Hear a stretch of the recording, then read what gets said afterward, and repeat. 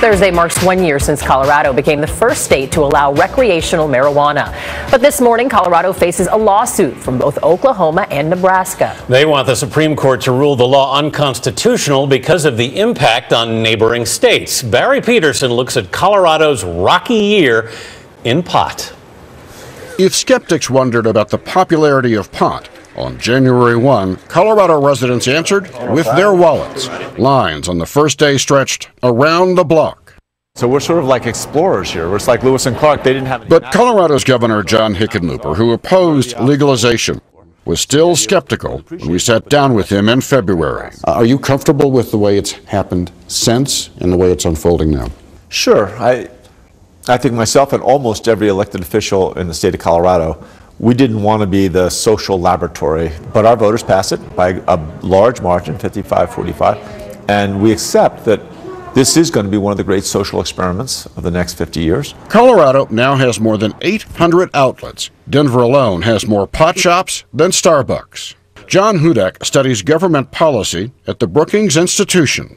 These days, that means watching marijuana trends. Well, there's clearly a profit motive among producers. They're not in the business just to, deliver some public good in the form of marijuana. At the same time, states have found that there is a selling point around the taxation of marijuana that's an important part of passing these initiatives. Indeed, selling pot is putting a lot of taxes into the revenue pot at both state and local levels. The state took in more than $43 million in the first 9 months. Local cities collected millions more. But high times have come with some low points, like how to regulate edibles, products like candy that are infused with marijuana. It allegedly led to the suicide of a visiting college student who overdosed and jumped to his death. Some things evolved as the year went on, like testing. At the outset, it was voluntary, which brought us to biologist Jennifer Murray. She founded Can Labs to examine pot samples. What have you found that I don't want to ingest as you have tested product? We have found molds, mildew, E. coli. No wonder that testing is now mandatory. 4 states and the District of Columbia have okayed pot for recreational use. More than 30 states allow sales for some form of medical use. What the success does show is that a state can do this and the sky doesn't fall, that society doesn't fall apart or go into crisis. On the contrary, it went classical.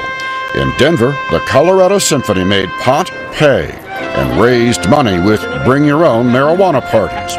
Proof to pot proponents that Colorado's first year showed that the days of reefer madness have given way to marijuana going mainstream. For CBS This Morning, Barry Peterson, Denver. You know, I lived and worked in Denver for a couple years as a reporter, and so I was talking to a friend who still lives there, and he said the interesting thing is twice he's tried to cross state lines, and twice he's been pulled over.